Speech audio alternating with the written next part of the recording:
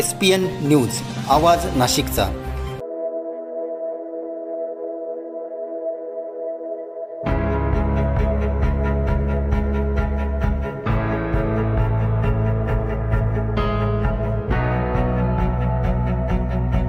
पंतप्रधान सूर्यघर मोफत वीज योजनेला मुंबईच्या भांडूप परिमंडळामध्ये चांगला प्रतिसाद मिळालेला आहे।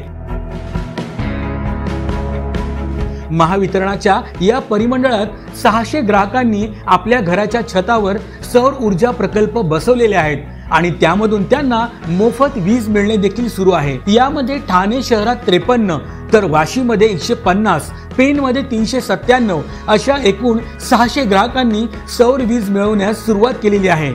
यामुळे त्यांच्या वीज बिलाची बचत होत आहे।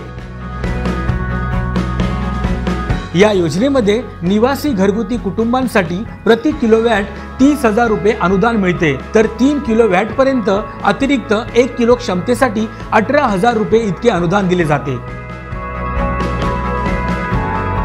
ही योजना फायद्याची असल्यामुळे नागरी भागात देखील ग्राहकांचा मोठा ओढा सौर ऊर्जेकडे वाढत आहे। महायुती सरकारमुळे नागरिकांच्या वीज बिलाची मोठ्या प्रमाणात बचत होत आहे।